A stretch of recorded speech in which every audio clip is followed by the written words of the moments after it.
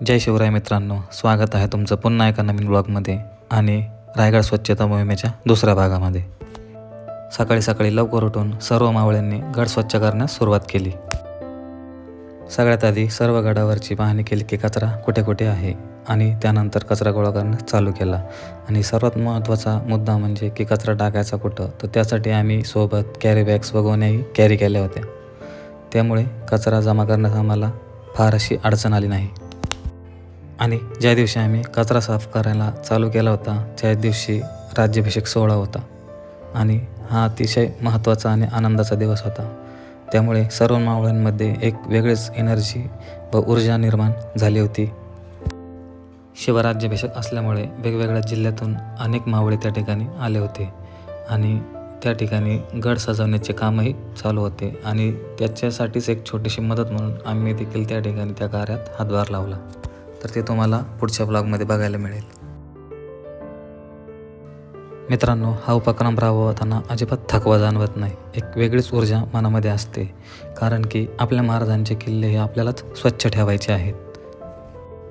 तर मित्रांनो, हे गड किल्ले स्वच्छ करत असताना एक वेगळाच अनुभव येत असतो आणि मी तुम्हालाही आवाहन करू इच्छितो की फुल न फुलाची पाकळी म्हणून असे छोटे छोटे स्वच्छतेचे उपक्रम राबवत चला, जेणेकरून आपल्या महाराजांचे स्वराज्य स्वच्छ राहील।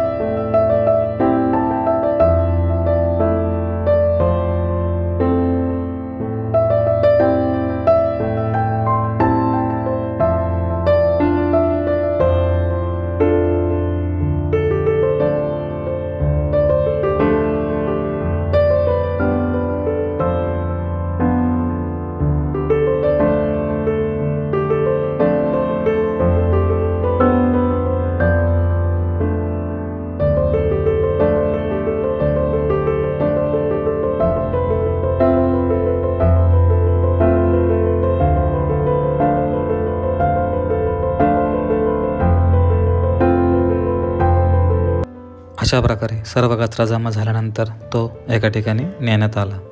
जवळपास 15 ते 20 गोण्या कचरा त्या किल्ल्यावरील आम्ही स्वच्छ केला। तर हा व्लॉग तुम्हाला कसा वाटला कमेंटमध्ये नक्की सांगा आणि लाईक, शेअर व सबस्क्राईब करायला काय विसरू नका। आणि आता भेटूया पुढच्या भागामध्ये, तोपर्यंत जय शिवराय।